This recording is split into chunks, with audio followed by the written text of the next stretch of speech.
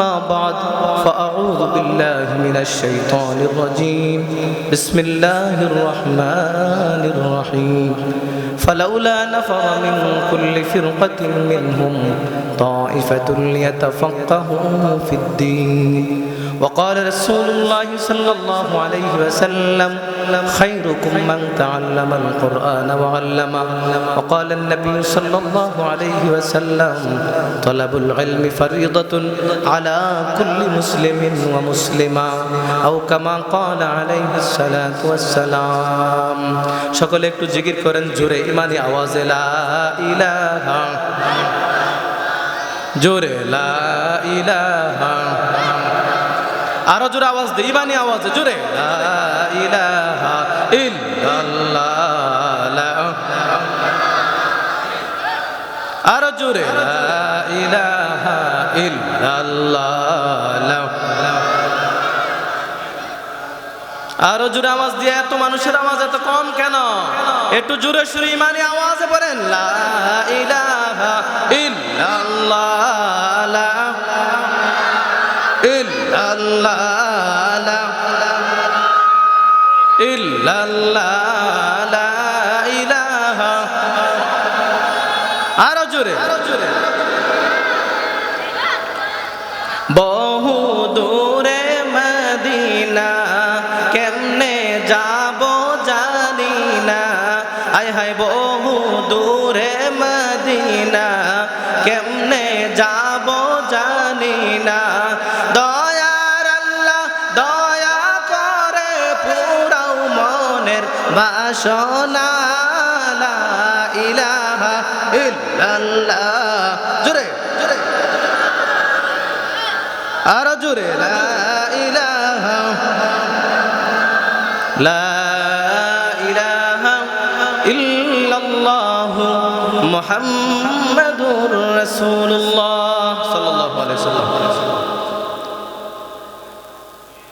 দারুস সুন্নাহ ইসলামিয়া মাদ্রাসা কর্তৃক আয়োজিত আজকের এই বার্ষিক ইসলামী মহাসম্মেলনের চলমান অধিবেশন অত্যন্ত শ্রদ্ধাভাজন সভাপতি আমাদের এই ইউনিয়নের সম্মানিত চেয়ারম্যান জনাব জহিরুল ইসলাম জহির সাহেব আরেকজন সভাপতি জনাব খলিলুর রহমান খলিল সাহেব সহ উপস্থিত আছেন ওলামায়ে কেরাম যুবক ভাইয়েরা মুরব্বী বাবারা উপস্থিত আছেন দূর দূরান্ত থেকে আগত তৌহিদি জনতা মুআজ্জাজ হাজিরিন প্রধান অতিথি আমাদের একেবারেই সন্নিকট আমি আপনাদের সামনে তেমন কোনো ওয়াজ করব না কয়েকটি কথা বলবো আমার কথাগুলো মনোযোগ দিয়ে শোনার চেষ্টা করবেন আর আমার সাথে একটু কথা বলবো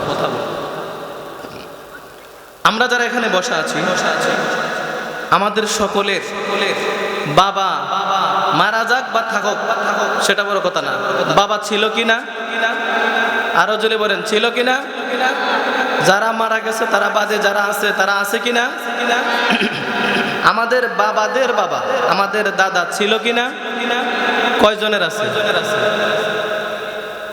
বেশিরভাগের নাই মারা গেছে কথাগুলো বোঝার চেষ্টা করবে আমার বাবার বাবা বেশিরভাগ নাই উনার বাবা একজনও নাই কিছুদিন পরে আমি থাকবো না আমার সন্তান একজন আলেমের কাছে যাবে হুজুর দোয়া করেন আমার বাবা মারা গেছে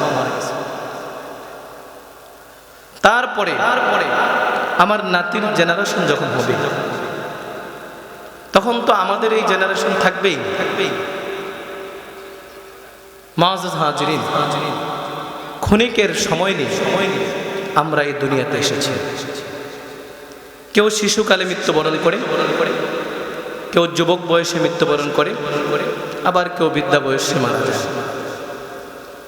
আল্লাহ রাব্বুল আলামিন আমাদেরকে নির্দিষ্ট একটা হায়াত দিয়ে দুনিয়াতে প্রেরণ করেছেন মুআজ্জাজ হাজিরিন কাবিল ইহতারাম আমরা গভীর মনোযোগ দিয়ে কথাগুলো বোঝার চেষ্টা করব যে আমরাও এই পৃথিবীতে থাকবো না এমনও হতে পারে এখানে যারা বসা আছেন আপনাদের মধ্য থেকেও কাহারো না কাহারো এমনও আমারও হতে পারে আগামীকাল সকালবেলা ফজরের নামাজের সময় ঘুম থেকে উঠে শুনবেন ইন্না লিল্লাহি ওয়া ইন্না ইলাইহি রাজিউন অমুক গ্রামের অমুক ভাই অমুক ইন্তেকাল করিয়াছে। সকলেই এই কথা বলা বলি করতে থাকবে যে গত রাত্রে ওয়াজ শুনছিল দারুস সুন্নাহ মাদ্রাসায়, আবার এখন কি হলো, হঠাৎ করে মারা গেল? বলে না, ভালো সুস্থ মানুষ, ঘুমাইছে কিন্তু আর উঠে নাই। এমন বহু মানুষ ঘুমায় আর উঠে না। হয় কি হয় না? কথা বলেন, আরো জোরে বলতে হবে, হয় কি হয় না? তাহলে হায়াতের মালিক কে? জোরে বলেন, হায়াতের মালিক কে? এই আল্লাহর নাম এত অস্থির এলেন কেন? আপনারা কি আল্লাহর সাথে কিফটামি করেন? তাইলে আরো জোরে জবান খুলে আল্লাহর নাম নিতে হবে। এই হায়াতের মালিক কে? আরো জোরে বলেন কে? হে আল্লাহ, আপনি শুনে রাখুন, আপনার সমস্ত বান্দাগুলি আজকে দারুস সুন্নাহ মাদ্রাসার প্যান্ডেলে বসে কথার সাক্ষী দিয়েছে।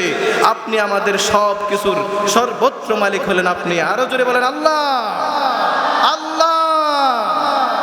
মুআজ্জাজ হাজিরিন, আসুন, সেই আল্লাহ তার রাসূল দুনিয়াতে পাঠিয়েছেন। রাসূল হাদিসের মধ্যে বলেন, যেখানে কোরআনের আলোচনা হয় এটা জান্নাতের বাগান। এই কপাল পরা যারা বাহিরে ঘুরে, মার্কেটে ঘুরে, বাজারে ঘুরে, প্রতি রাত ঘুমায়, একটি রাতের কিছু সময় যারা দিনের রাস্তায় দিতে রাজি হয় না, মুআজ্জাজ হাজিরিন, হাসরের ময়দানে প্রত্যেকটা মানুষকে হায়াতের হিসাব দিতে হবে। কথা কোন কিসের হিসাব দিতে হবে? আর জোরে কোন কিসের হিসাব দিতে হবে? হায়াতের হিসাব দিতে হবে। ভাই, আপনি কি হিসাব দিবেন? বলে আমি 70 বছর দুনিয়াতে ছিলাম, আমি 10 বছর মদ খাইছি, 10 বছর গাঞ্জা খাইছি, 10 বছর নামাজ না ফেরে মিথ্যা বাটফারি, চুরি বাটফারি, আপনার লুটতরাজ করেছি। বাকি জীবন কি করছেন? বলে বাকি জীবন বুইরা বয়স বদনাম আর গিবতের তসবিহ লইয়া বইছি, বাস ওই ফার হইয়া শেষ করে চলে আসছি। ভাই, হায়াতের এই হিসাব দিয়া আপনি কি জান্নাতে যেতে পারবেন? কথা কয় না, পারবেন না। এই হায়াতের হিসাব মহান আল্লাহ রাব্বুল আলামিন প্রত্যেকটা মানুষের কাছ থেকে হায়াতের হিসাব দিয়েই তারপরে মানুষগুলি আল্লাহর কাছ থেকে মুক্তি পাবে, নতুবা কেউ মুক্তি পাবেন। মুআজ্জাজ হাজির, এই যে দারুস সুন্নাহ মাদ্রাসা এখানে আছে, আচ্ছা বলেন তো, এই যে গ্রামে গ্রামে এতগুলা মসজিদ আপনারা দেখতেছেন, সকল মসজিদের ইমাম সাহেবগণ তারা কোন স্কুল থেকে ডিগ্রি নিয়ে ইমাম হয়েছেন? আমার সাথে এত অস্ত কথা বললে হবে না। কোন স্কুল থেকে ডিগ্রি নিয়ে ইমাম হয়েছেন? কোন কলেজ থেকে ডিগ্রি নিয়ে ইমাম হয়েছেন? কথা বলেন। না না, মাদ্রাসা থেকে। যারা আমার মায়ের জানাজা পড়ায়, যারা আমার বাবার জানাজা পড়ায়, যারা আমার ভাইয়ের জানাজা পড়ায়, যারা আমার মায়ের জন্য দোয়া করে, যারা আমার বাবার জন্য দোয়া করে, যারা শেষ রাত্রিতে ঘুম থেকে জাগ্রত হয়ে দুইটা হাত তুলে চোখের পানি জোর জোর করে ফেলে দিয়ে মহান রবের কাছে দোয়া করে, হে রব, আপনার আকাশ থেকে আযাব দিবেন না, জমিন থেকে গজব দিবেন না, বাতাসের সাথে গজব দিবেন না, ভাইরাস দিয়ে মানুষকে ধ্বংস করবেন না। আল্লাহ, আপনি মানুষের উপরে রহম করেন, মানুষের উপরে দয়া করেন, মানুষের ফসল ভালো করে দেন, মানুষের ব্যবসায় বরকত দেন। আল্লাহ, অসুস্থ মানুষগুলোকে সুস্থ করেন। এই সমস্ত দোয়া যারা করে ওই সমস্ত মানুষগুলি কোথায় গঠিত হয়? কথা বলেন, আরো জোরে বলেন না কোথায়? তাহলে আপনারা কি মাদ্রাসার পক্ষে আছেন কিনা? নাই, জোরে বলেন।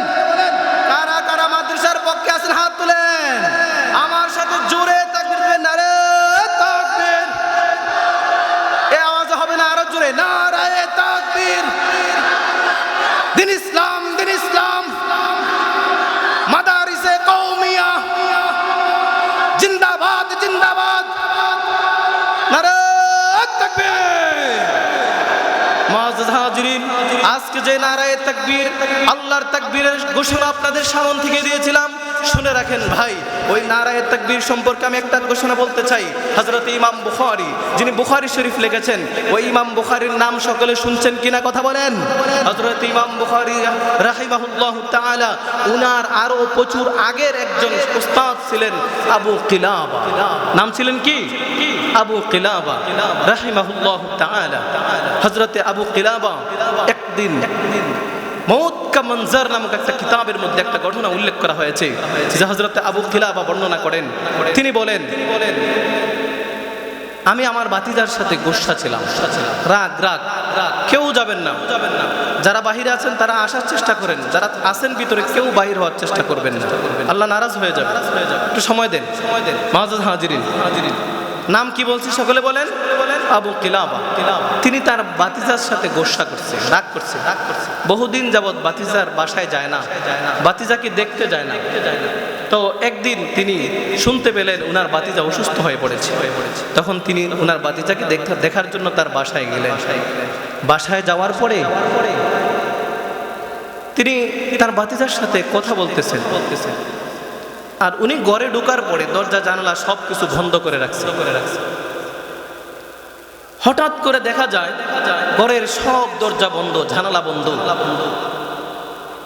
একজন কালো কুৎসিত বৃহৎ আকারের একজন ব্যক্তির আবির্ভাব সেই ঘরের মধ্যে।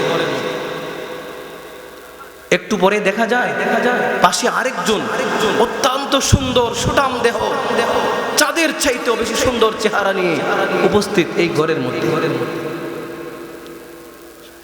হযরতে আবু কিলাবা আশ্চর্য হয়ে গেলেন, কি হচ্ছে ঘটনা? হযরতে আবু কিলাবা বলতেছেন, আমার তখন পরিপূর্ণ বিশ্বাস হয়েছে যে না, এরা সাধারণ কোনো মানুষ হতে পারে না। আমার মনে হয় আমার ভাতিজার মৃত্যুর সময় হয়ে গেছে, আজরাইল মনে হয় এখানে উপস্থিত হয়ে গেছে। এমন সময় তিনি দেখতে পেলেন সুন্দর ব্যক্তিটা তার মাথার পাশে দাঁড়াও, আর কালো ব্যক্তিটা তার পায়ের পাশে দাঁড়ায়। সুন্দর ব্যক্তিটা কালো ব্যক্তিকে বললেন, তুমি কেন আসছো? বলে আমি তার জান কবজ করার জন্য। বলে তুমি কেন? বলে জান কবজ করার জন্য। কারণ আপনারা জানেন আজরাইলের সাথে আল্লাহ বহু ফেরেশতাকে নিয়োজিত করে রেখেছেন। আজরাইল ওই ফেরেশতাগুলোর মাধ্যমে কাজ করায়। মুআজ্জাজ হাজিরিন, এক পর্যায়ে গভীর মনোযোগ দিয়ে কথাটা বোঝার চেষ্টা করবেন। এক পর্যায়ে হযরতে আবু কিলাবা বলেন, আমি লক্ষ্য করে দেখলাম কালো কুৎসিত ব্যক্তিটা